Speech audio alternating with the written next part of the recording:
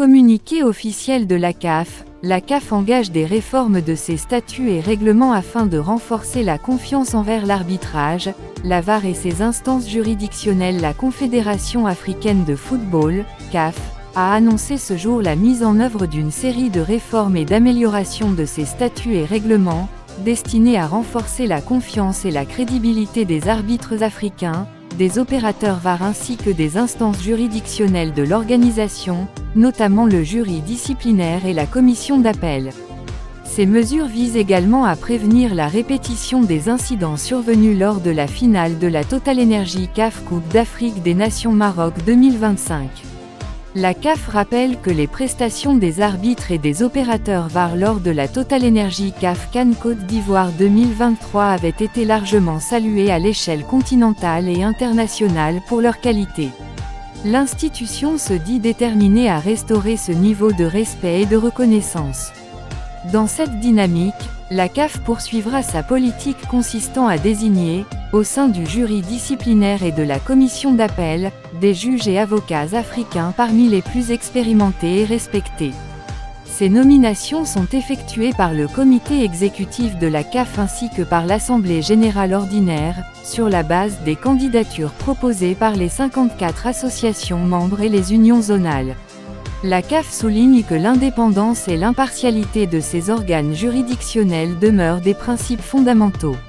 Le président de la CAF, Dr Patrice Motsepe, a déclaré « La CAF met actuellement en œuvre des réformes structurelles importantes de ses statuts et règlements afin de renforcer la confiance envers les arbitres, les opérateurs VAR, les commissaires de match ainsi que les instances juridictionnelles de la CAF. » Ces ajustements permettront également d'éviter que les incidents inacceptables observés lors de la TotalEnergies CAF Coupe d'Afrique des Nations Maroc 2025 ne se reproduisent. Il a également précisé que la CAF s'est appuyée sur l'expertise de juristes spécialisés en droit du sport, tant en Afrique qu'à l'international, afin de garantir l'alignement de ces textes sur les meilleures pratiques mondiales en matière de gouvernance du football, sur et en dehors du terrain. Cette démarche est essentielle pour préserver le respect, l'intégrité et la crédibilité des arbitres africains, des opérateurs VAR ainsi que des instances disciplinaires de la CAF. Par ailleurs, la CAF travaille en étroite collaboration avec la FIFA pour renforcer la formation continue des arbitres, des opérateurs VAR et des commissaires de match africains, afin qu'ils atteignent les standards les plus élevés au niveau mondial.